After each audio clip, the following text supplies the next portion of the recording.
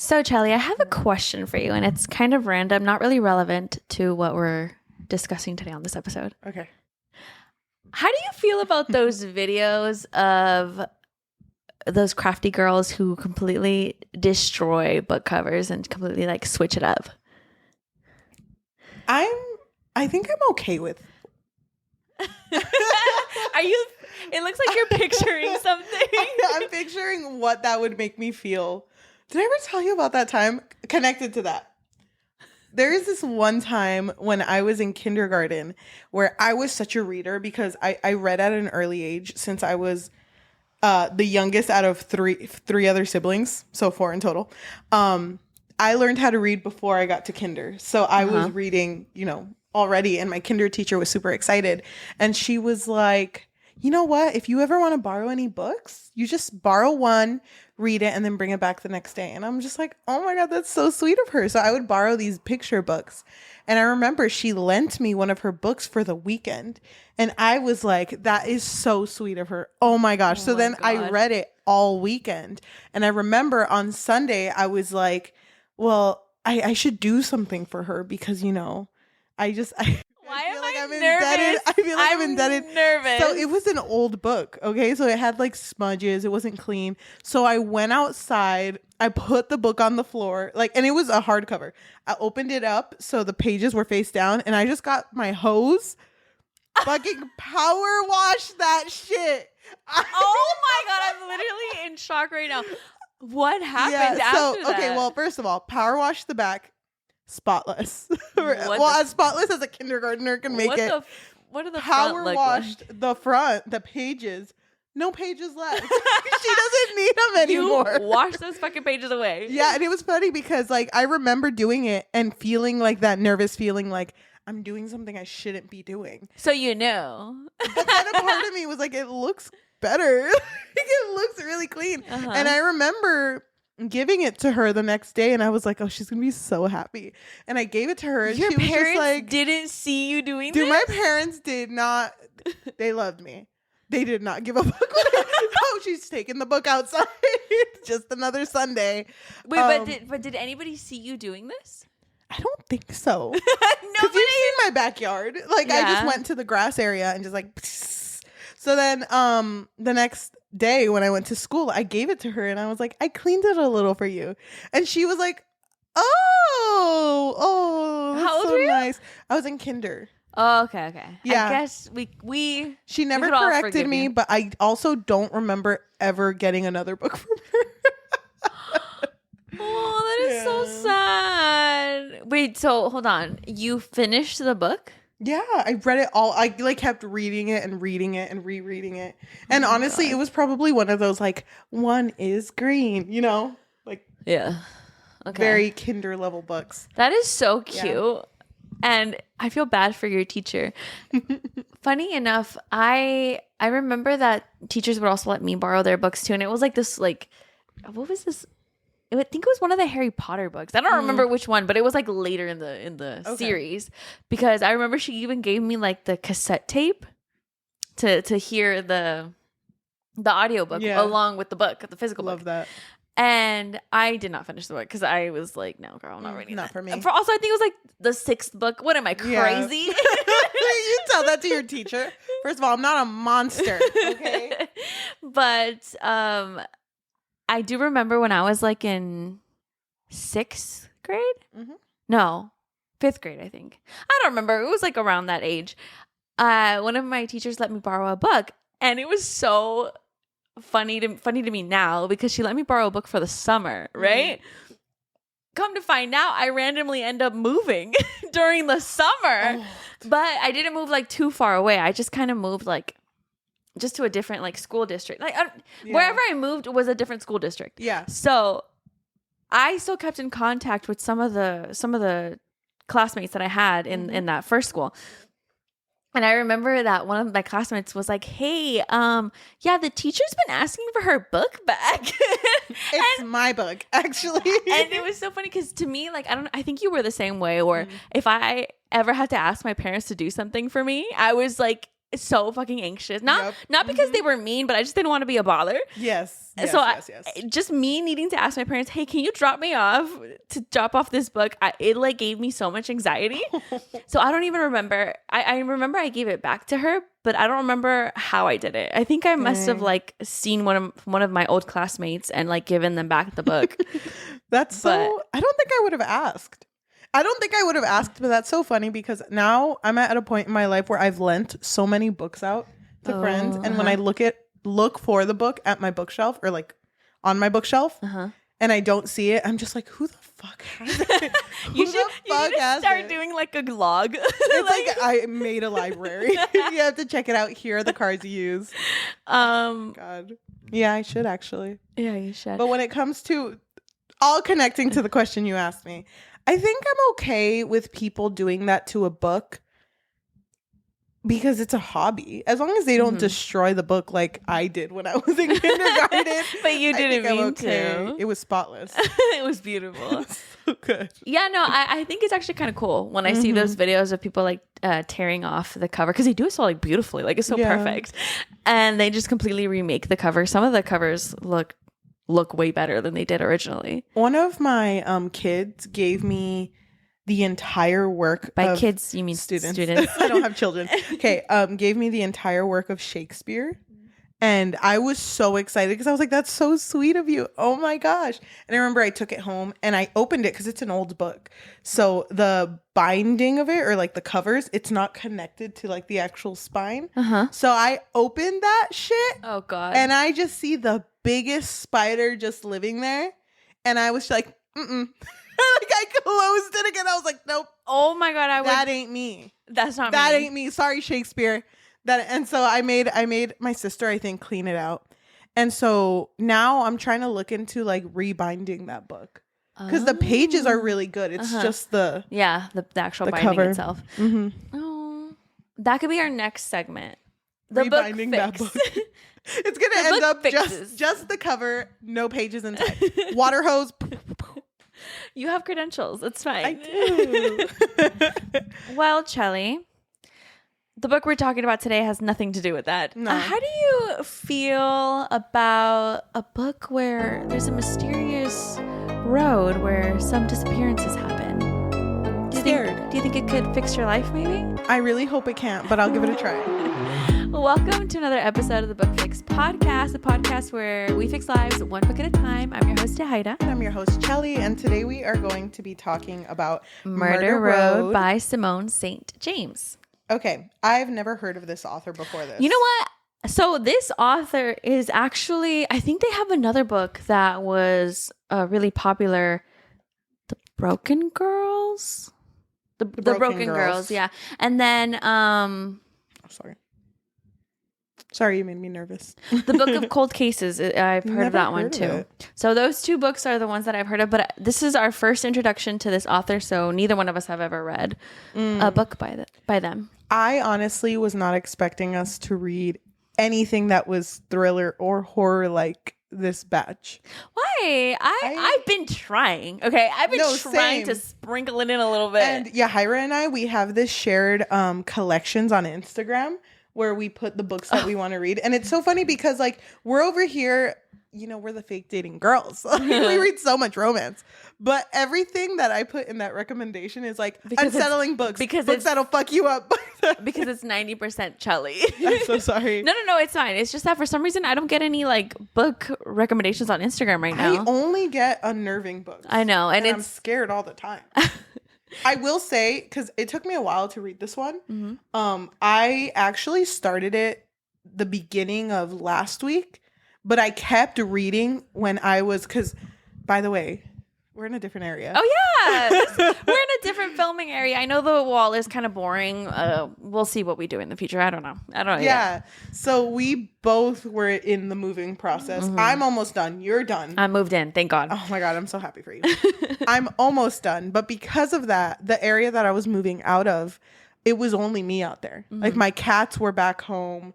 I was the only one there. There was really like nothing else in the room, so the echo was really bad. Oh, dude. Yeah. Cheli posted videos of like the clean rooms, like everything was out of a room, like the living room or the bathroom or whatever, and you would be singing in there and the echo. It was crazy, right? Yeah. So imagine reading in a place where everything echoes. Like literally, if I drop something, it would echo. No, I get and so it's scared. kind of spooky. I would get so scared, but that's actually kind of perfect. Like you're really setting the mood. So yeah, this took me. I would read it in chunks, and then I would stop and be like. I think Cheli and I both do enjoy reading like mystery and horror books and all that. But when we were doing our horror batch last Halloween, oh my god, we need to start planning for that. I know, crazy. Both Cheli and I, we like had to take a lot of breaks because for me, I would be like the first one at my job, and literally like the walls were so creaky, or what's the word? Like just I don't know, like I guess creaky is the right word. Like I would go in as soon as I opened the door, all of the walls would like fucking start. Dude, I can't because I don't want to stir any ghost drama up here. All the ghosts out there like stir it. What are they talking about? But the place I used to work at, oh god, during our Halloween batch, during that horror batch, it would get to a point where we kept reading horror books. So I felt like I was going insane. Like it just kept, you would finish a book and you're like, thank God. And then you're back in it again. And now it's just as scary. And, you know, you're sitting with it. And the place I would work at, people said it was haunted. You know, I don't know what to believe. I'm stating what the town said. And I don't want to cause ghost drama. I'm stating the facts. But I don't know if you remember the room I worked in, there was a door in the very, very back that led to where my printer was. Yes, I remember. So when you would close the door, it was a click door. So it would click shut. So to open it, you would have to turn the handle, unclick it, and open it. Oh, so God, sometimes why am I scared? Sometimes before I would start working and everything was set up, I was just sitting at my desk, which is really far from that door, and I would just be reading, and you could hear it unclick. And it would open. Shut the fuck up. Yeah. Are you serious? Yeah. And it was funny because me being me, not wanting the ghost to know that I'm lonely as fuck, I would be like, oh, I'm so happy today. I'm just so happy and just full of love today. It's so funny because I feel like for me, I would be like, I don't believe in shit around here. Fuck ghosts. No, dude, I would hear that. And then I would hear, I feel me being not believing in that shit, just not thinking about it, I would hear like, you know, like oh my god, footsteps, and I was like, it's just me out here. It's just me tap dancing a little bit before the kids come in. It wants to walk. I'll walk louder. So, you start breakdancing I on know. the floor. The kids are like, "What are you doing? Join in, kids. It's our first activity." Did your students ever say anything to you? Like, dude. I saw this, or There was this one time during COVID times when we were still doing hybrid teaching, where this one kid, because it was like you would come in for half of the day, and the other half of the day they would be with my aide on a Zoom meeting to cover like whatever we did in class. Yeah. And sometimes if they were super behind, I would keep them afterwards. And because it wasn't that many of them, we would spread out around the room, and they would work on missing work. There was always one kid who never did his work. And it was funny because sometimes I'd have to hunt them down. Like, no, you stay. And I would just look at him and he'd be like, I know. Like, I know I got to stay. Don't worry about it. He's like, I wasn't planning on leaving. Say no more. Brought his lunch and everything. So like, he would sit in the back and I would sit in the front. And I remember like turning off my printer because it's a switch to turn it on, and both him and I were talking about the math assignment he was working on, and it was just like a back and forth, and you hear the door click open and you hear the printer turn on, and I remember he looked like he's the cutest kid. He looked back and he was like, miss and I was like, no, and I cried, and he's now in high school, so every time he would come visit me, he'd be like, you remember that time you cried? You remember that time that door opened and you cried? You actually cried? Yeah. Like for real? I was scared. Oh my god. I cried because I didn't want to freak him out. I didn't want to scream. I was just like, oh yeah, because crying is not gonna let me just turn and feel my feelings for a bit. But yeah. Oh my god, dude. I never talked about it with anyone except for my coworkers, because I feel like the more you talk about it, the more you Which I'm Invoke. fine. I'm not lonely. She's good. She's good. She's happy. She's thriving. Oh my God, that is so funny because for me and where I would work, I would never really hear things. But I had a coworker where she would open first. For a minute there, she was the one who would open. And then we kind of like swapped for a little bit. And when I would open, like I didn't care. Like even though I felt unsettled or I don't know, it's creepy in there, but I didn't care. I would go all the way into the back and like put my shit away. I would turn on all the lights, because you have to go physically into each room and turn them on. And it was like a long hallway. Yeah. And so I remember there was this one time when that coworker who used to open came in and she was just like, dude, how can you just like walk back here? Like, how can you just like hang back here? And I was like, I don't know. I just do. And she was like, do you ever like hear anything? I would hear creaking, but nothing crazy. But hold on. Actually, I have two things to say, but let me finish what she said. Okay. And she was like, dude, I swear to God, sometimes I hear shuffling, like feet shuffling, like slippers. Like the dance shuffling. LMFAO. LMFAO, is that you? Red Foo with the big ass bro? Oh my God, that would be amazing. But so she said she would hear shuffling like if someone was wearing slippers, like kind of just dragging their feet along. Oh, I hate that though. Okay, but I told her no, I don't. I've never heard that. Okay, but there was this one time when I was not alone. Weirdly enough, I wasn't alone. I was with a different coworker, and we were in the back, and we were talking to each other. And I swear to God, out of fucking nowhere, we heard like a click, but like. She described it as like, when you're like moving a wheelchair? Yeah. Like that kind of click. But I heard a click too, but I didn't immediately think of that. I don't know what I thought at the time, but it was like a weird clicking noise. And we both just looked at each other. We were like, what the fuck was that? What was that? Dude. But, yeah. Well, to connect those feelings, those ghost feelings, which by the way, we're all good. We're all good. No ghosts out here, bitch. No ghosts out here. Actually, we don't even believe in ghosts. Crazy enough. It's funny. There's a ghost in here. Like, fuck. I don't believe fuck you guys. So we started Murder Road. We started Murder Road. I will say right off the bat, I was hooked. Yeah. It was so fucking strong, that beginning of driving in the freeway, like in the dark, because you and we both live in an area where we have to travel long distances to get to places. You know, like to get to places that are fun. So, to get to the places where the people are. Yeah. I want to be where the people are, as they say. So you and I are used to doing like 1 a.m., 2 a.m. on the freeway, no cars. For like 2 hours. Yeah. And it's scary because we're in a part where like it's just pitch black. There's no street lights. There's no nothing. It's really just you, and you can only see like a few feet ahead of you. Because I don't know if you know that part of the drive. I don't even have to say where it is because I know you'll know. Where it's just all fog. Yes. Before you get into town. Yes. And I feel like I'm going through heaven. Through heaven, but also through hell at the same time. I know. Dude, speaking about that part. Yeah. One time, I don't know if I ever told you this. One time when I went to go see My Chemical Romance, I literally drove from that location to where we live, which was like hours. Hours. And I was so fucking scared, and I was in the brink of like almost passing out of like sleep deprivation. Yeah. And when I got to that part where it was literally all just fog, and it's like kind of like and it's kind of like in a mountain-ish area. Yes.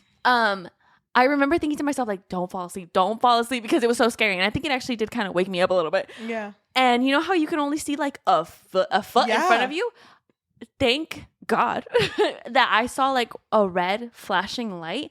Dude, there was like a whole ass like truck that was like stopped because a car like spun out. And there was like so much debris everywhere. And I don't even know what exactly it was because it was so foggy. I couldn't tell what was like on the road, but I think it was just like parts of the car, but like chunks. Yeah. And so just to wrap it up, I guess it was just really scary. It is. And like, I can't imagine, because to think that road scares me at night. Like I hate it. I hate it. And we've lived here our whole lives. So you would think we'd get used to it, but it never gets better. Yeah. I can't imagine going on like a honeymoon trip with my babe that I met 6 months prior. my 6-month babe, Uh-huh. who I'm married to now, my husband, and getting lost on the freeway and just seeing someone standing there. That is so scary to me. Hell no. If my husband, if my husband was like, hey, babe, you see that girl? And I'm like, nope, I don't see her. Why are you seeing a girl? Wait. What girl? What so the? You look at other girls. What the fuck? You see other women now? Rolls the window down. Who the fuck are you, bitch? That's my husband. That's my man. Okay, we I've just known got him for married. 6 months. So his name is Eddy. Edward? No, we'll talk about Edmund? It starts with an E. Yeah, No. I agree with you. I was instantly hooked. I thought it was really interesting. I also really love when horror or mystery books start off with like a I just woke up, kind of thing. Oh, dude. Because a lot of the times, these authors will play with like a, well, you were never asleep, bitch. Or you were, you know what I mean? Like Eyes wide open now, bitch. No, I know what you mean. It kind- makes you wonder if it's true or not. Yeah, exactly. So that's what I loved about it. And then I also liked that. So our main characters is Eddy and April. Yes. And April was like half asleep. She looks around. She's like, where the fuck are we? And he's like, I took a wrong turn. Wrong turns in movies always get me. They always fucking get me because it's so possible. Like That's why GPS exists. Why do you think they stopped making horror movies after GPS? I'm just saying. Thank you. Mic drop.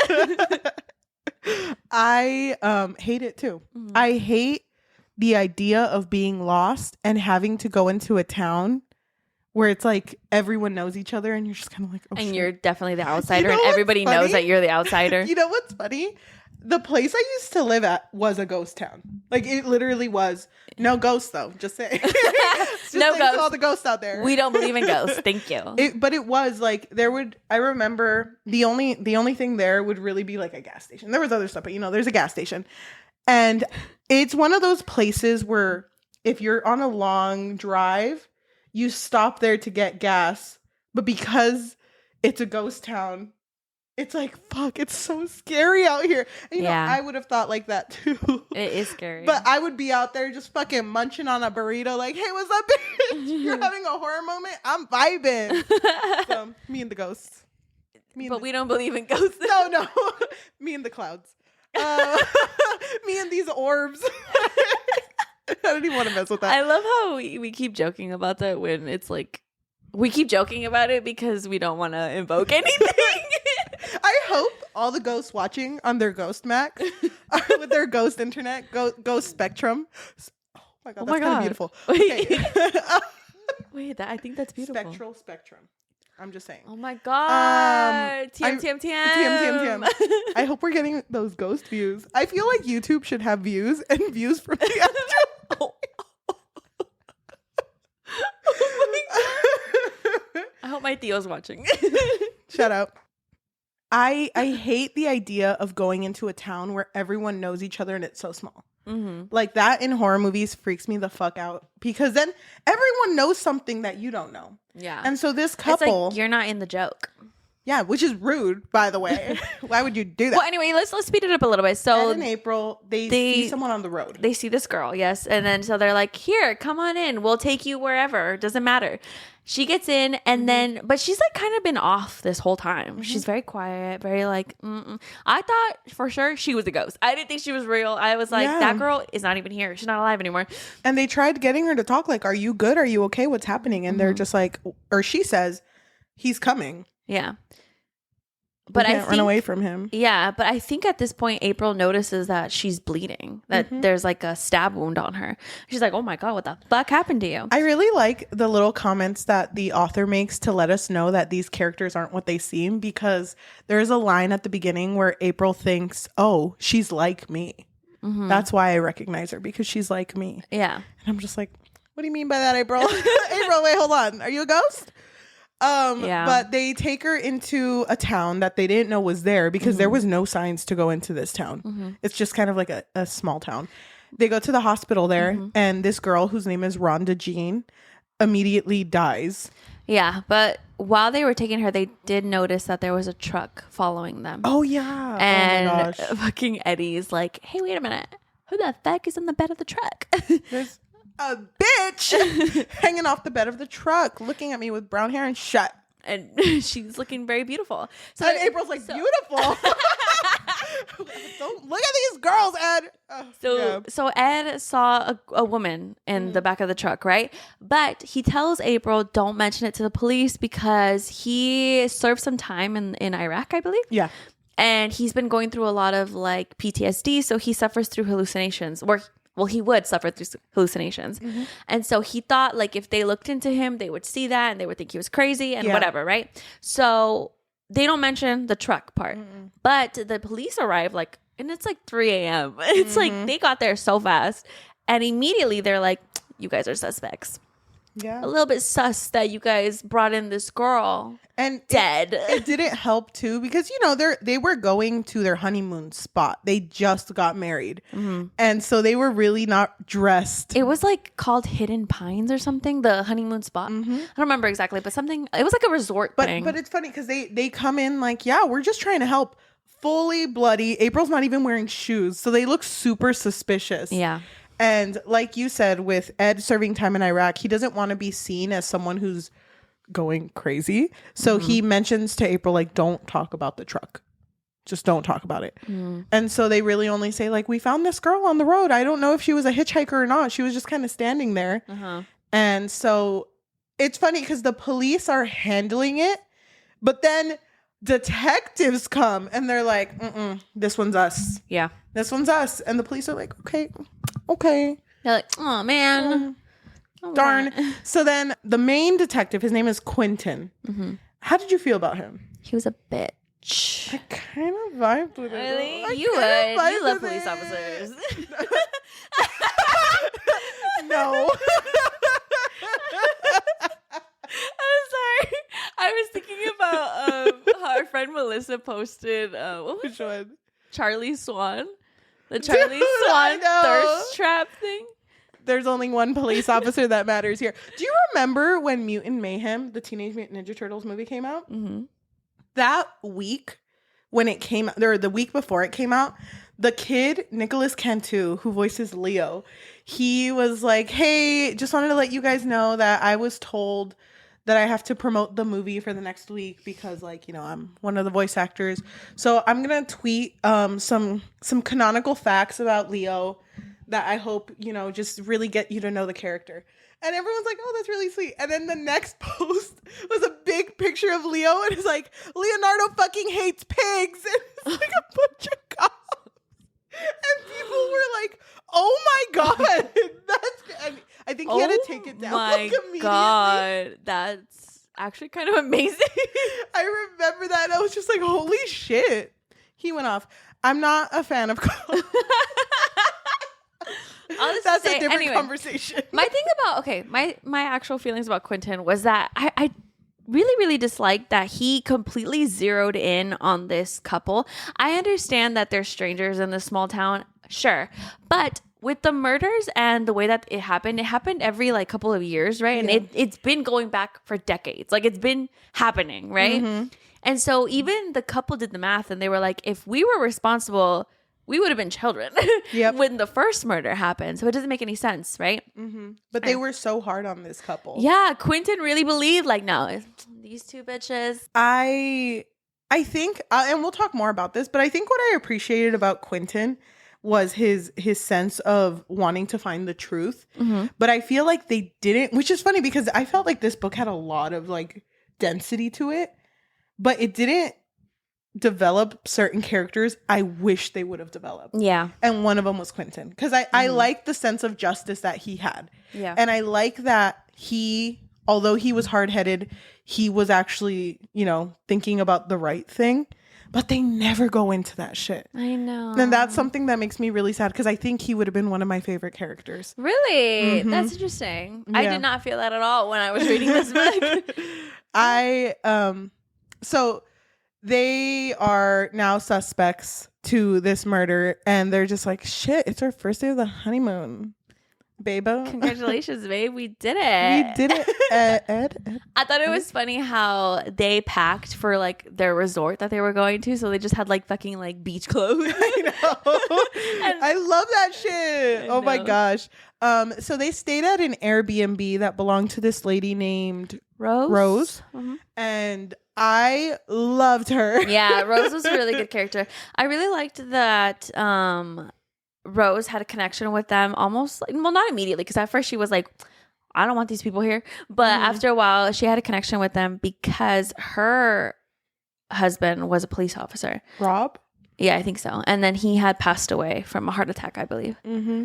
How did you feel knowing? Because like this, I feel like this story, I usually only have one brain cell on when I have to guess what's going to happen next. But I feel like this story had so many like different paths you can think about that I was actually over here fucking like trying to solve the murder. I can remember. Okay. So I have like, you know, my book, but I also have my huge board of like the red string. Like, where the fuck does it connect? I felt really like in tune with all of these characters and all the little relationships that were connected between them. Okay. So I really liked knowing about how much Rose hated Quentin because apparently when Rob passed, which was Rose's cop husband, when he passed, a really unfortunate death because it was very sudden. Yeah. The police and the detectives all made fun of him. And she was just like, I'm never going to forget that bitch. Because then everyone assumed that she killed him. Well, they would make jokes about it because when he died of a heart attack, she was digging in the garden. Yeah. And so it just kind of became like a joke. Like, oh, well, she was trying to, you know, bury him or something. Ha, so funny. And Quentin didn't say anything to like stop that like rumor, I guess. Or yeah, that joke. So, you know, there's a murder happening over here. We have our two main characters that are suspects who, when they talk and they have conversations between themselves, you notice that they're not completely innocent of whatever has gone on in their lives. Yeah. But then you see other characters that are supposed to be the ones that are supposed to represent justice who aren't that great either. So just a lot of flawed bitches. Did you think this was a paranormal story? No, because I did not either. No, I didn't. But you know what's funny? I'm the same way as you, Cheli, where when I started this, I was immediately hooked, and I pictured, because you know I love Supernatural. I know you do. That's exactly what I fucking pictured. Like I was picturing like a Supernatural episode. So I feel like this would be so perfect as like a movie. Yeah. And so. Oh, hell and then yeah, more actually. so with the ghosts, like not, I didn't think it was going to go like actually supernatural, but when it was revealed, because when was it revealed? So they figured out who stabbed Rhonda Jean, right? It was like some young 20-year-old, I think. And they were pinning it on, like they were pinning all of the murders on him. Yeah. But again, he was only 20-ish, I think. So would it have made sense? For the first murder. Like he couldn't be linked to the first murder.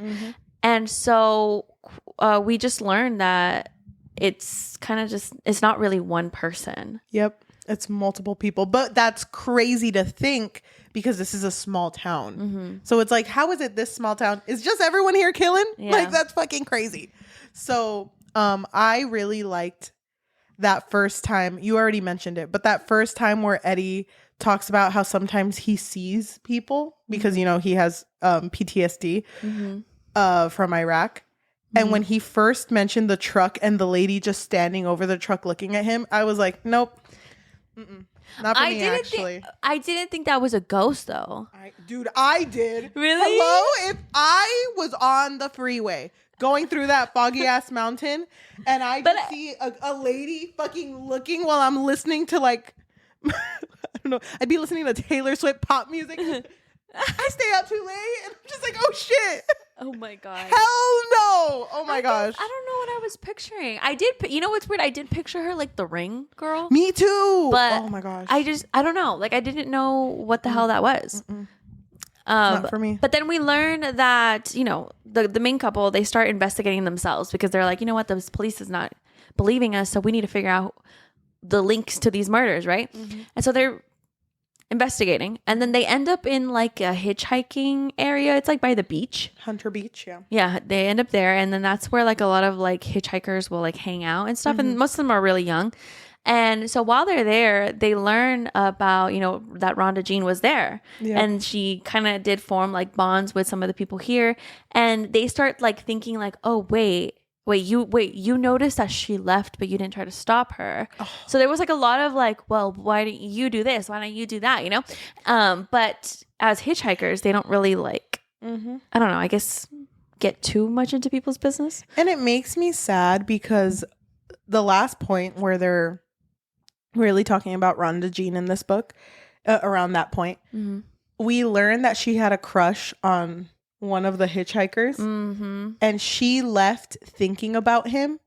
Meanwhile, he was the last one to see her. Yeah. And it just mentions like he could have done something crazy. Like, oh, that's so sad. But sorry, I just remembered. I brought up this Hunter Beach because that's when they learn about the woman, the lost girl.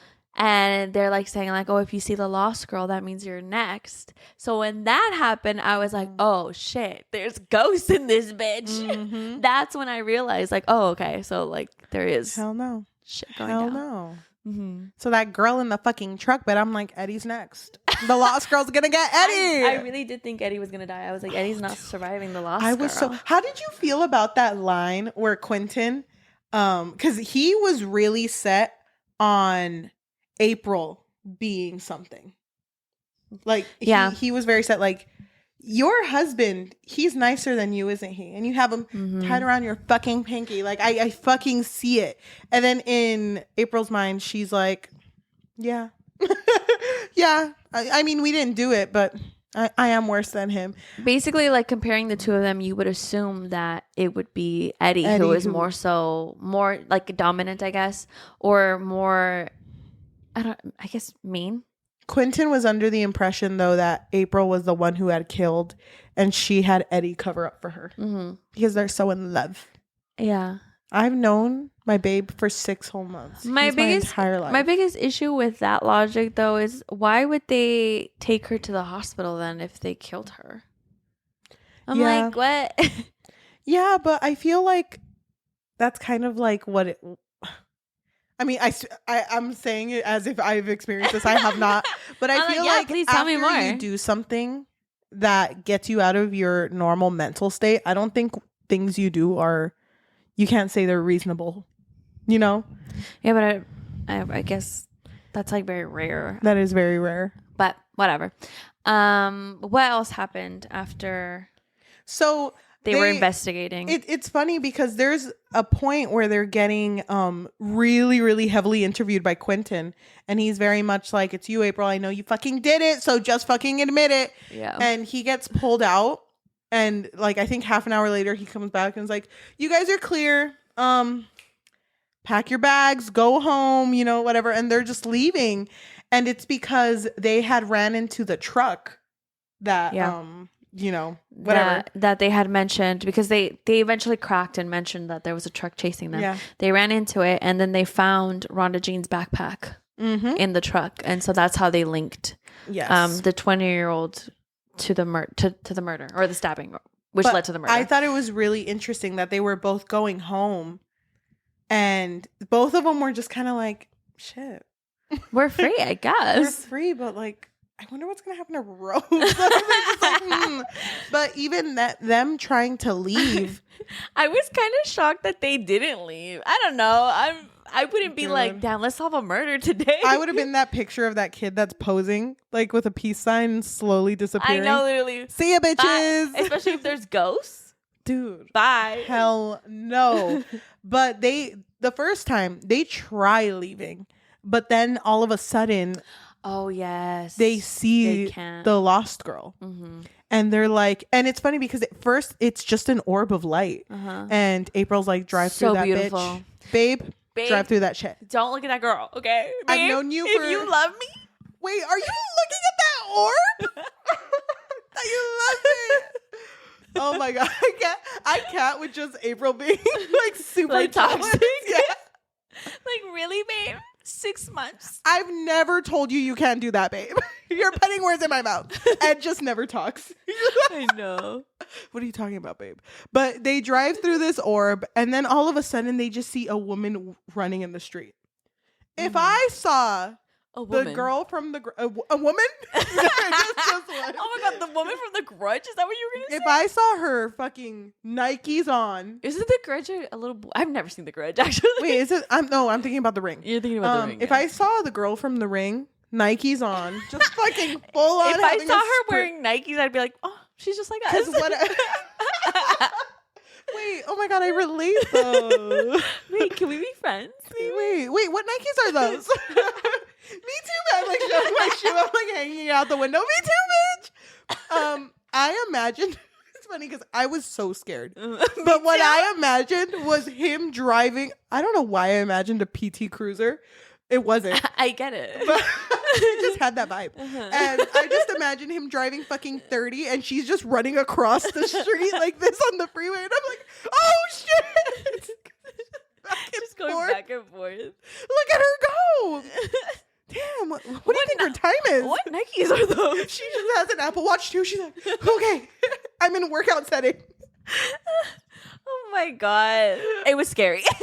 I was horrified. Me too. So yeah, so they see the lost girl, and I think at this point they were like, shit, we can't leave. She's not letting us leave. No.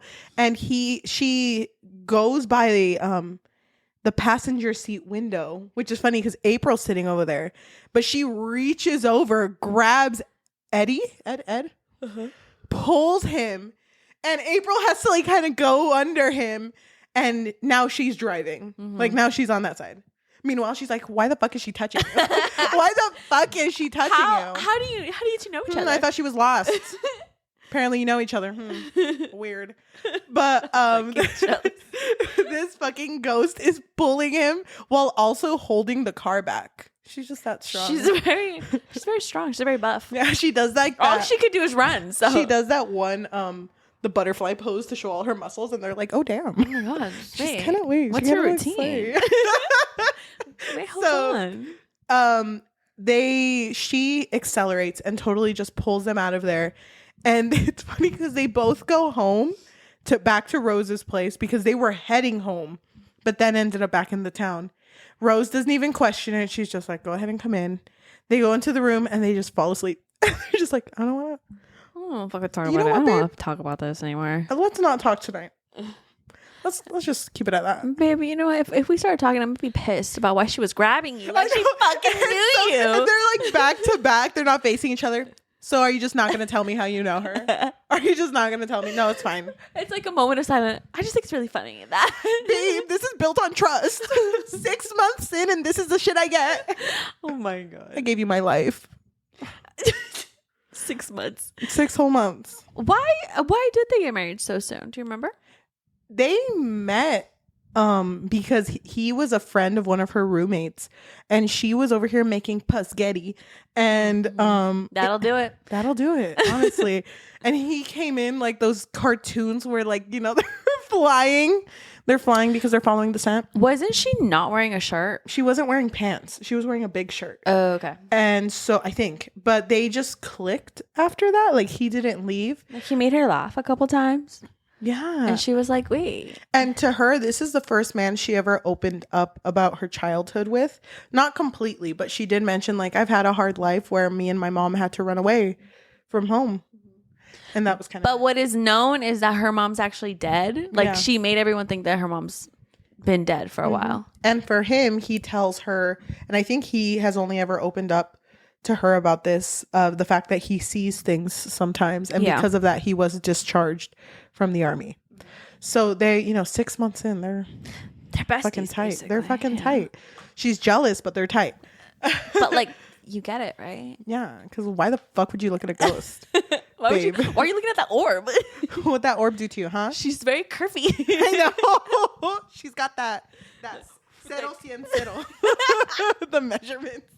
The Coke bottle. I was so fucking spooked by this point. So I was like, okay, these bitches ain't leaving. We're only like 1/3 into the book and now they're back.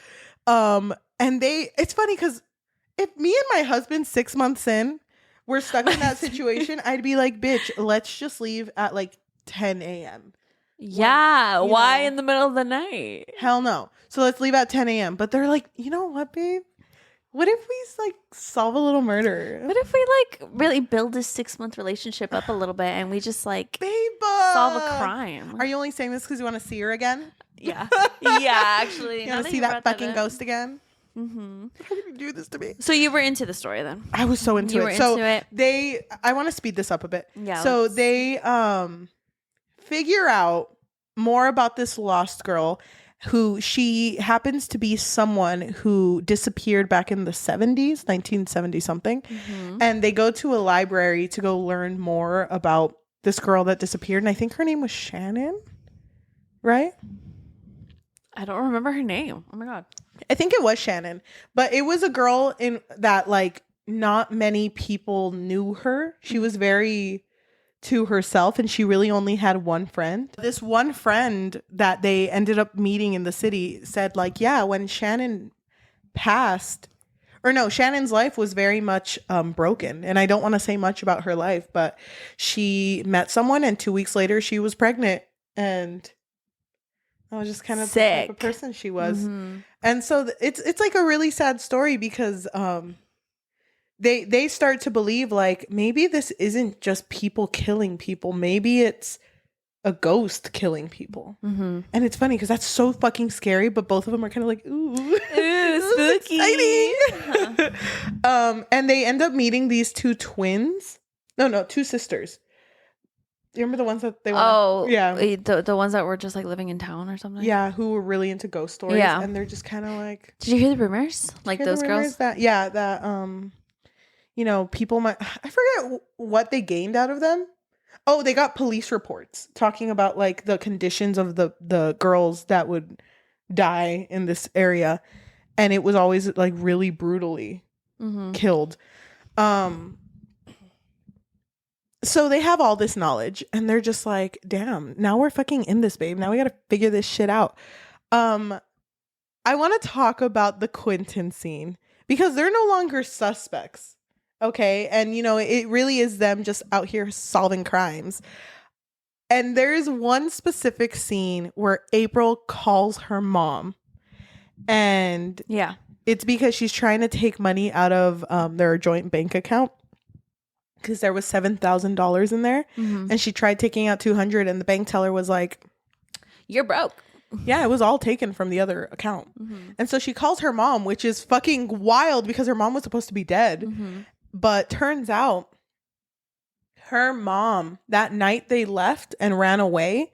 The reason they did that was because she brutally unalived the husband who was abusive, and set his body on fire and burned the whole house down.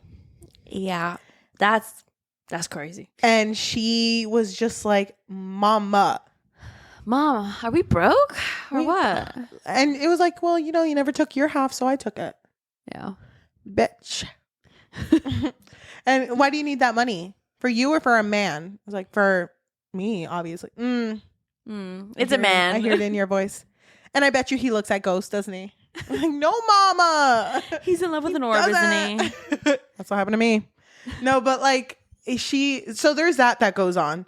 And I fucking hate it because I knew this shit was going to happen. But she was sitting with her husband, Ed, in bed. Sorry, a little rhyme in there. Oh my gosh, she's a poet. And they were talking about like, do you ever wish you knew your mom? Because he had his biological parents who he remembers, but then that's kind of it. Mostly his mom, not a dad. Because he was adopted when he was like 8, I think.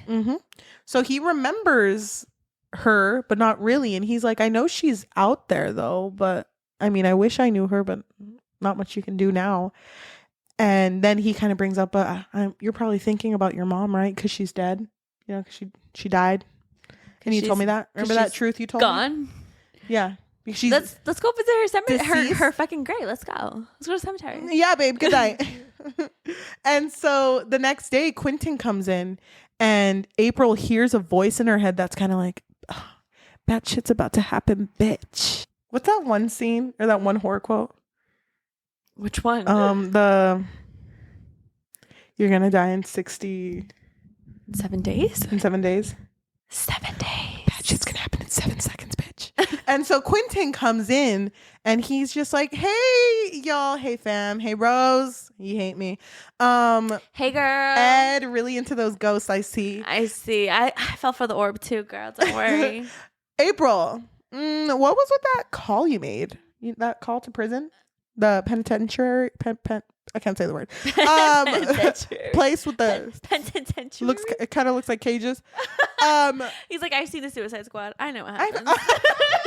That's actually what they play at detective school when you have to become a detective. So I know Suicide Squad. Both versions. So who were you calling? Because it says you were calling this lady whose name was Nora. No, Nora? You called someone whose last name was Cross. And it's crazy because that lady fucking killed her husband. Did you hear this? He's like fucking confidential shit. Look at the pictures, bitch. And then she also had a little 12-year-old bitch that, just so happens to fit your age. Mm-hmm. Well, it's interesting because when he spoke to April before this, he said, I looked up your name and your record was a little too clean. But now when he looked up her name, didn't something come up? Or more like something? It was the mom who was doing a lot of money fraud. Yeah, so. But then it was like, yeah, we looked into her daughter and she had nothing. Mm-hmm. It's kind of weird. The daughter's name was Crystal Cross. And she's just like, never fucking say that name again, bitch. Yeah. Never fucking say that name. And so then Eddy, I really like this part because even though a lot of shit's going on, I actually really appreciated their relationship. He was just like, don't fucking talk about my wife like that. My wife or my ghost wives. Don't fucking talk shit about any of them. And so then. If she does a little shady shit, it's fine. Who doesn't? And then Quentin's like, oh, wait. But weren't you discharged for... He did something, right? He did something, I think, when he was in Iraq, no? Yeah. I don't remember what it was, but he did something. It was really fucked up. Mm-hmm. But they're both sitting there with truths they didn't know about. And I mean, they've known each other for 6 months. For 6 whole months? That's crazy. Yeah, I feel like you know a person after that. Yeah. So they obviously didn't know enough about each other. And it really hurt me because I was rooting for them. I was like, it's your honeymoon. That's crazy that you were rooting for them. 6 I months really thought you were going to be like, wow, another couple that got married too soon. I knew it was true love. Oh, you did? All that toxicity in their marriage. All the love, all the gawking at the orbs. Yeah. Oh, dude, I get it. So they have this moment where they're both kind of like quiet with each other and they don't know what to say to each other because it's like, damn. So your mom's just been alive. You didn't even fucking tell me. My parents paid for our wedding and you said, I don't have any parents to pay for the wedding. We had to pay for everything, bitch. So then they have this moment where he just kind of goes like, nothing you do can make me hate you, babe. Honestly, find you a man. Find you a man that loves you and his 60 ghost girlfriends. It's like their house is just always cold. Hey, babe. That could work, actually. You just get like constant chills, just like, oh my gosh. Like, ooh, hey, Jasmine. It's just like someone just floating. But I really appreciated that no matter what they learned about each other, they still loved each other. And they would even talk about like, why did you like me? Because all we had was a spaghetti dinner. And that was beautiful. And it was just kind of like, well, you were the first person to be okay with everything about me. Yeah, and I think they both agreed that they like felt safe with each other. Oh, dude. And it would really get me when there would be moments like during the investigation where they would just look at each other and be like, that's my bitch. That's my bitch. Uh-huh. Hey. So I just really appreciated those little moments because it would remind you that they were just a couple. Mm-hmm. And they were in their honeymoon phase. So. They really were. I feel so bad that they didn't get to enjoy their honeymoon. No, they enjoyed it. They were fucking... After this, I hope they became detectives. Oh my God. They steal Quentin's job.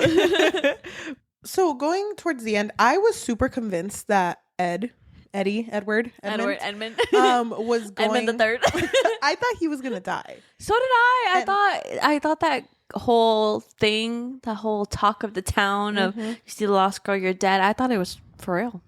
And I thought April, because they kept mentioning how she has ran away from her issues. I thought she was gonna be like, fuck that bitch. I live here now. Lost girl, she's my bestie. Like, I thought she was gonna like really become very Midsummer vibes, you know, find solace in like this town. But then our boy Ed, he reveals that he didn't take a wrong turn, that he was called over. Take the left at the next intersection. Take the fucking left. It's like Siri, but I know, pissed off. Fucking turn. 800 feet, bitch. Slow down. Have you seen The Office?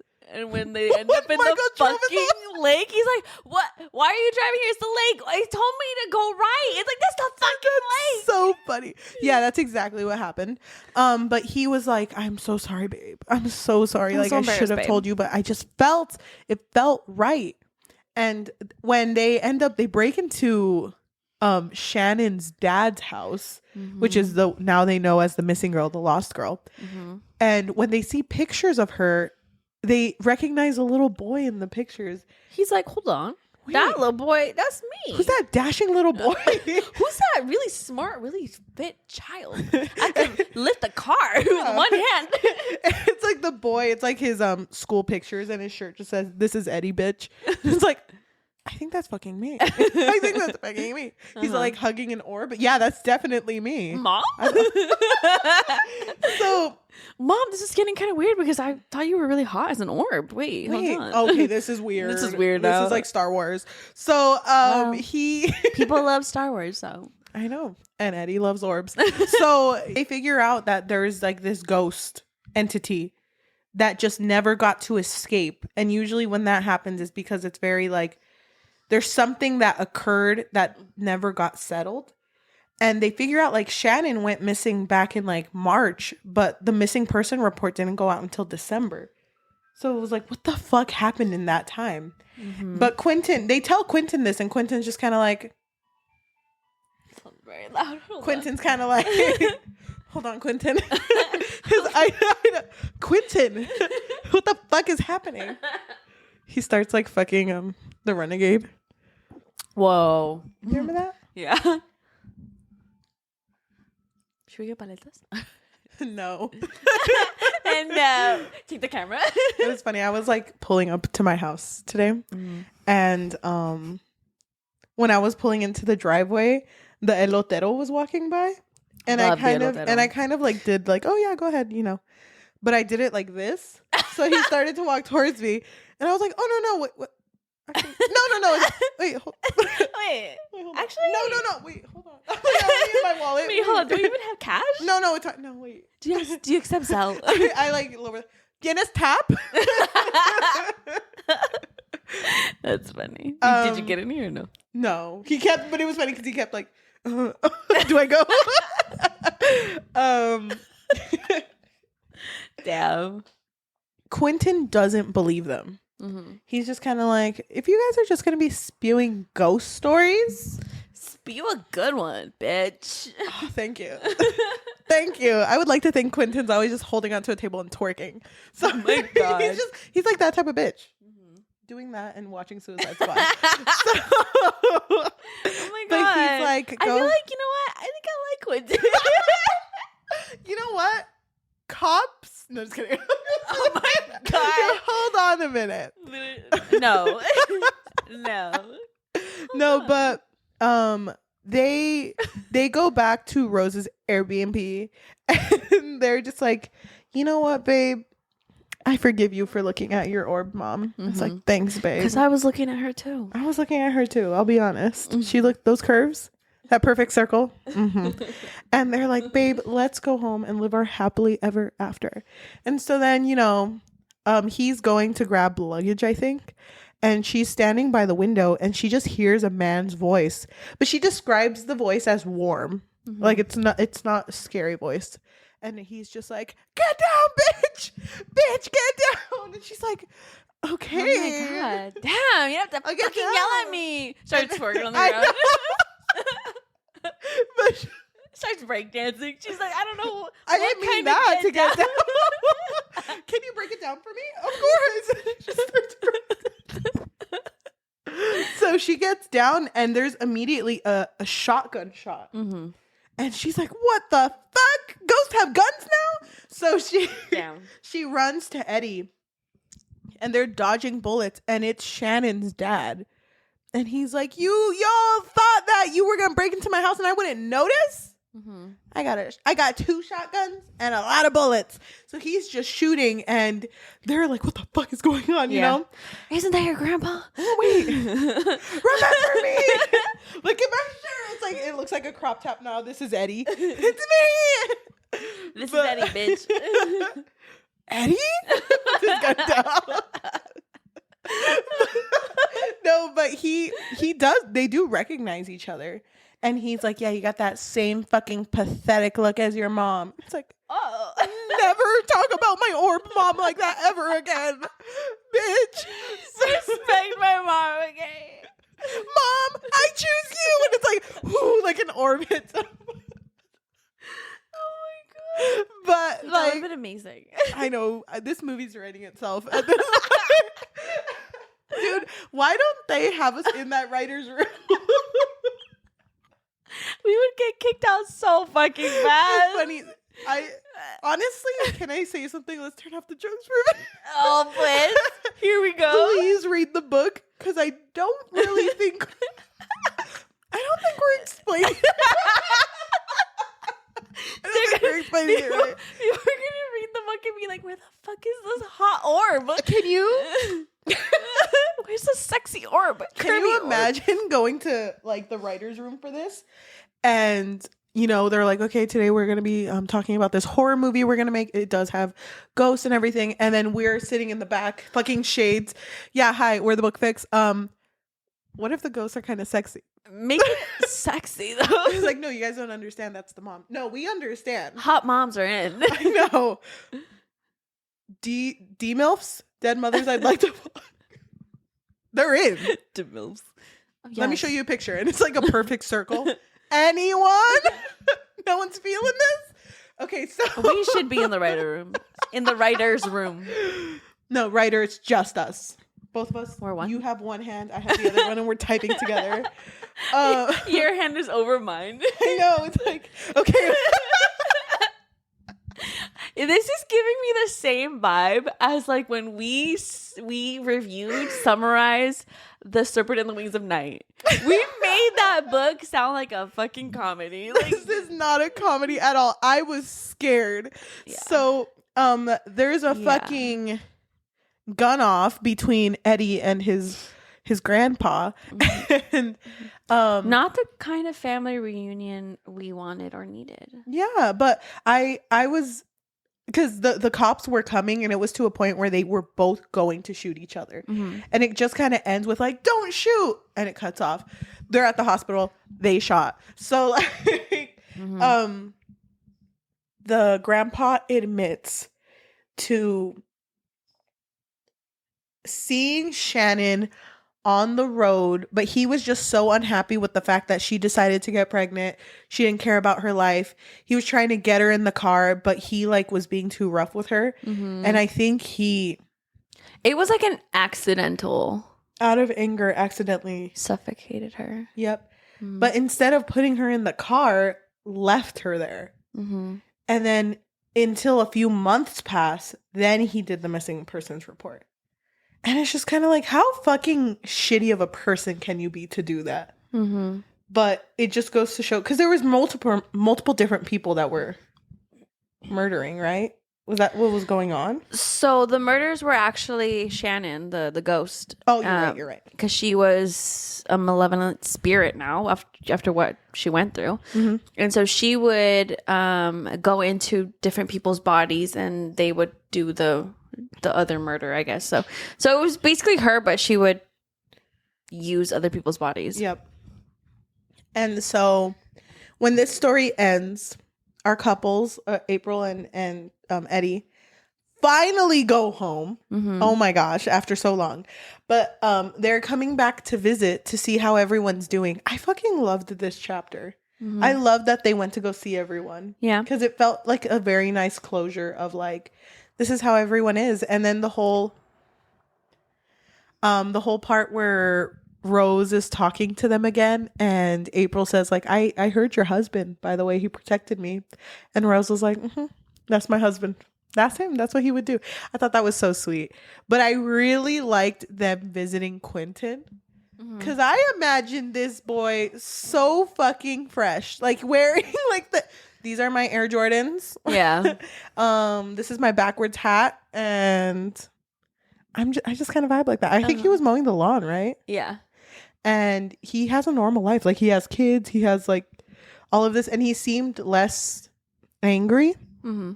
And the way he talked to them, he was just kind of like, I always kind of knew that it was supernatural. I'm always one step ahead of the game. Yeah. But right, Quentin. do you think he lied? Yeah. No. Cop lying? I don't trust a cop. I just feel like Quentin, this is where I'm saying, like, I wish we would have seen more of him. I wish we would have seen his side on why he handled things the way that he did. Because the fact that he didn't say anything about the way that Rob had died, which was Rose's husband, I wish there would have been more like detail on why he acted that way and why he didn't think to defend his people. Because why would he be there if he didn't care about the town? Yeah. You know, so I wanted to hear more from him, but we didn't really hear things until the end. The fact that he moved to this town specifically to solve this case. Like, I wish we would have known why he did that. Because if I lived somewhere and I couldn't solve a case for 19 years, I would have been gone by like year 1. Like, I would be frustrated. I'd be pissed. I think this book would have been cool if it was in his perspective. Like, just being like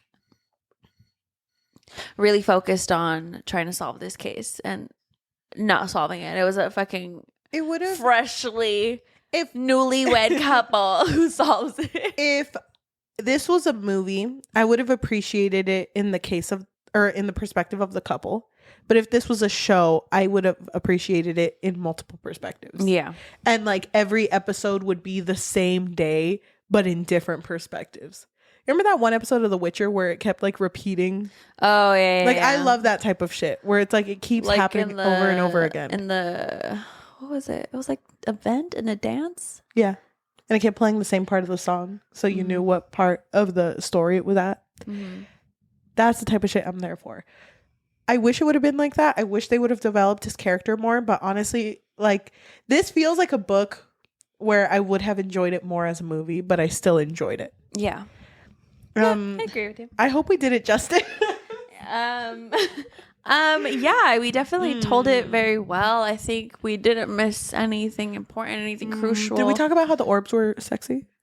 Yeah, I think we covered that. Okay, good. I was scared. And also I was so scared. The fact that we keep mentioning orbs when I think there were none. No, it was in here. It was in the heart. I had it in here. That being said, overall, I really enjoyed this read. I wouldn't give it a 5-star, only because, like I said, I wish there were certain characters they went more into like depth with. Like the whole thing with the sisters that helped them with developing pictures. I didn't really care about them. Like, I could have done without them. I wish it really would have been just the couple, Rose, Quentin, and like the grandpa. Like, that would have been good with me. But they just kept adding characters that didn't really seem like needed to be there. Yeah, and I felt like it was kind of weirdly convenient that the two sisters were the ones who dropped off that like police report. Yep. And like, I don't know, like I thought it was weird that they were able to give so much information on the case. I wish it would have just been Quentin, because Quentin knew that those girls had taken the police report, and he was like, didn't you know I kind of gave you that? But it was just him like needing help with the solving this case, so he would leave little trails for people. But we didn't even mention the best part. Which part? I really like better than the orbs. So much better than the orbs. So I really like it at the end when Quentin was like, oh, so there might have been several people that died here, so we're gonna try to figure out how to find all those people that are buried somewhere on that road. So you should go drive down that road and see what's going to happen. And so they drive down the road, and there's a huge sign that says like mall opening soon. And it's like Ed kind of makes a comment that's like, oh my God, to build a mall, they're going to have to dig up all of the dirt in this area. And it kind of just ends like that. Mm-hmm. And it's like, shit, can you imagine? First day at fucking shovel school. It's like, okay, guys, God. get your shovel. Go ahead. We're just going to dig up this big hole. And it's like, sir. What the fuck is that? Is that a fucking orb? It's like, no, that's a body. No, that's actually an arm. That's so fucking scary. I would quit. Yeah. Oh my God. I wouldn't even be there. You know what? Shoveling isn't that fun. No. It's definitely not for me. I think overall, I would give this story like a 3.75. Really? Okay. I feel weirdly similar to you where I think I would have enjoyed it more as like a movie. Mm-hmm. Like I said before, I was really, really picturing like supernatural vibes. More specifically, like that one episode with the weeping women, which I think was like the first episode, second, first, I don't remember. Yeah. And the car episode. You know the car episode, to the supernatural fans out there. I was picturing those two episodes combined. I really enjoyed it. I thought it was fun. I liked the whole mystery, like trying to figure out like what happened. I did not think it was going to be a supernatural story in the beginning. So I was pleasantly surprised. But I thought, you know what? I feel like I'm shocked that you did not bring up the fact, because you've mentioned something before. Okay. Where you don't like when things like come full circle too perfectly. I don't know how to describe it, but so, where did I mention that? Don't remember. We have so many episodes. I don't know. But so when it was revealed, like the whole plot twist with Eddy being, actually the son to the lost girl, I was like, okay, not my favorite twist. I didn't hate it, but I didn't love it. I felt kind of like lukewarm. I felt like, okay, that's interesting. I think it would have worked better if we would have seen it more in his perspective of like, oh, he just sometimes gets like these visions. It's not just hallucinations. I don't know what I would have wanted more of, but I really thought you were going to mention something about that, because you've mentioned before, don't know which episode, where you were like, I just don't like it when things like, like it's just like it's too conveniently. Yeah. Well, I feel like I was so set on this story ending like a Midsummer vibe. Like if I think it would have been better if he believed that he had a connection to the lost girl, and then we figure out all of these people that were dying all thought they had a connection to the lost girl. Oh, that would have been cool. And it's just fucking April being like, you know what, the lost girl's my bitch. And then she helps her. JK. And they're the found girls. Oh my God. Wait, that would have been so nice. I thought it would have been something like that. But then when that twist happened, I was like, okay. I think what took me out, I think it was Quentin who, when he went to go see Eddy at the hospital, he was like, hey, lost girl, we're gonna stop her. You want to say anything to your mom, because she's gonna be like right over here, like is there anything you want to say to her? And he was like, no, tell her I love her, I guess. Tell her form be looking really good. Oh my tell God, her orbs is slimming. that shit's an oval. I felt that part to me was just like, I don't know. I didn't mind it. I mean, it just felt kind of like a. That's so weird to me. Like to be like, hey, you want to close say all the loose you want to ends. say anything to your mom? You want to say anything to your mommy? I don't. Wait, how was he gonna talk to her? Because she was gonna manifest herself for some reason. I forgot why. Like I don't remember. She was gonna show up. It's like, even when I'm dead, I have to go to meetings. Fuck. I can't catch a break around here.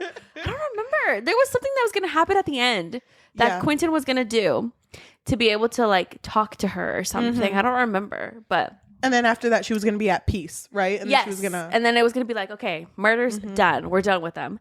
That part took me out a little bit. I forgot about that. I was kind of just like, I don't love that. I kind of wish it would have been a different direction. But overall, I would say that the story was still enjoyable. Yeah, I think so too. I enjoyed it to the point where I just kind of didn't really consider those parts. Yeah. So I think I would give it like a 3.25. But honestly, if we were in the writer's room for the movie, 5 out of 5. 5 out of 5. I really like it when horror movies are also kind of funny. Oh, I think we would really They have to be funny. We would really change the game if we helped them. So go ahead. We have our book fix email. Are you saying we should make horror comedies? Is that what you're saying? Oh my God. I didn't even think about that. Oh my God. We'll talk more about it later. Okay. Okay. But that being said, thank you to everyone who is listening to us in audio form, whether that be Spotify, Apple Podcasts, Amazon Music, or anywhere you get your podcasts on. Thank you so much. If you can leave a rating of 5 stars, and it literally takes a second. Like you click our name. Okay, you're there. After you click our name, the Book Fix Podcast, you will click on ratings, and then I think it only lets you click 5. Don't test the other ones. Don't try it out or anything. Just do 5. Yeah, I actually heard it erases your whole phone if you click 1. Weird. So yeah, click 5, and please leave us a review recommending your books to us. Yeah. We've been getting a lot of recommendations. It's kind of crazy. It's kind of nice. It is, but it just feels real now. I know. Sorry we're a little slow on that though. I know, but we were moving, so yeah, but we're here now. If you want to support us and you have a little bit of money, what can they do? So we do have a Patreon, and at the moment there's not a lot on there, but please stay tuned. You can find us on patreon.com/bookfix. But if you don't want the commitment of monthly, you can find us on buymeacoffee.com/thebookfix or coffee, which is ko-fi.com/thebookfix.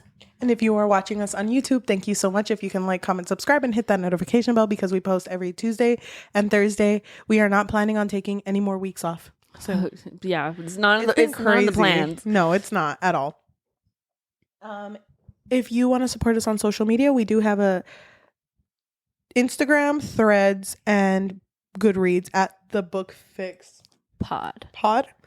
At the Book Fix Pod, THEBOOKFIXPOD, and we also have a TikTok at the Book Fix, THEBOOKFIX. Yes.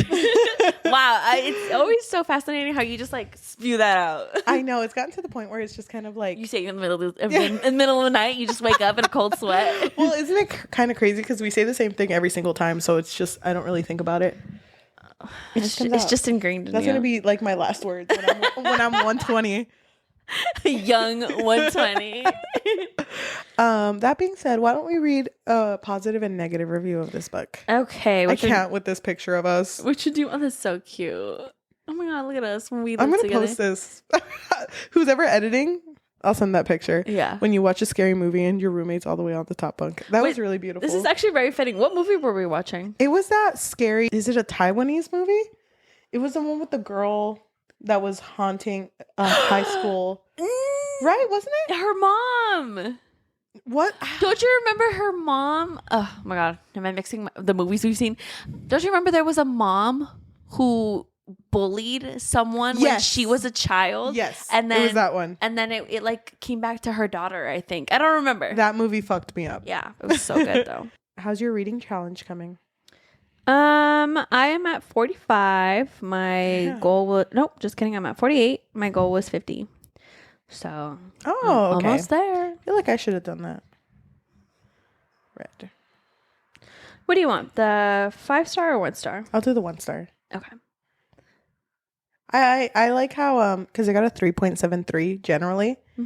That's very true to what we said. I know, seriously. So my 5-star comes from Danielle. They wrote, "This was a really creepy and classic ghost story. I'm choosy about supernatural books because they're not usually my thing, but this sounded like a straightforward story, and it pretty much was. I always like this author's books until they go off the rails, my opinion, but this one didn't. I enjoyed all of the characters. The 90s atmosphere was neat, but not overdone. All good things." This one comes from Lauren, who gave it a 1 out of 5. I refuse to believe that Simone St. James wrote this. Thank you so much for listening, and we will see you next time. Bye. Should we read more from Simone? I'm down because I actually really enjoyed it, and for people to say this was one of her worst ones, I want to see what a banger looks like. Oh my God, very promising. I do want to say, because I was listening to the audiobook for this one, how do you feel when you're listening to the audiobook, but the person who's like making character voices doesn't match the energy of the character? Okay. What do you mean? Because April, I don't know if you heard her voice. Nothing like what I thought April was. Really? Because April, to me, like after everything she's been through, I would think she has like a like a commanding voice. Like a T name. Like a T? No. It's because Cheli made a comment one time that T names are very tomboyish. Yeah, for girls. Yeah, Tapril. Tapril. No, I Tabarine. just thought she would have like don't fuck with me. I know my rights. Yeah, I thought Type of. that's literally what I pictured for her. But no, she had like a very like damsel in distress type voice. Wow. And I didn't agree with it. And it kind of took me out. I forgot about that, but someone made a comment on Goodreads. Shout out to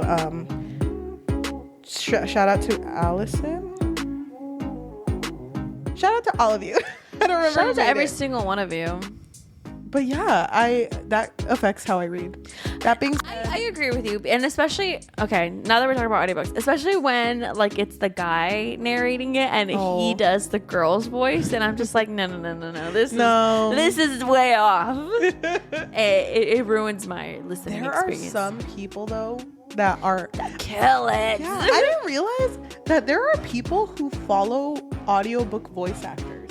Oh my god! And are kind of like, oh wait, Tim's gonna do this one? Oh, hell yeah. So funny because I don't recognize their names. Do you? No, because I never look, and I feel like I should now. Because, like, for example, when we read the Craig D. Louis one. Oh, dude, that one was so good. But I feel like that one was mostly because it was like a whole orchestra, like a whole combination. Red, was also like that too. That being said, Yajaira and I are forming our own audiobook. Oh my god. We're gonna change our name to One Mic, Two Hearts. We're gonna have one mic. We'll have sound effects like bubble wrap and everything. I've seen how people do that. Dude, should we? Should we for one episode? Wouldn't that be kind of funny? That would be kind of funny. We'll do that with fan fiction. No. Yes. Yes. Maybe. I was thinking like maybe we could read our favorite passages. Fine, we'll do okay, this is how we'll end it. Say one book that we've talked about that we can do an audiobook for. Okay. Think about it, tell me when you have it locked in. Okay, hold on. Don't look at me. We're gonna mesh. I know that you're thinking this one. Okay, ready? Okay. On 3? Yes. 1, 2, 3. Divine Rivals. Oh, Divine Rivals. Dana Viper. D. We were basic in the same wavelength. Okay, we'll do both. We'll do a mashup of both.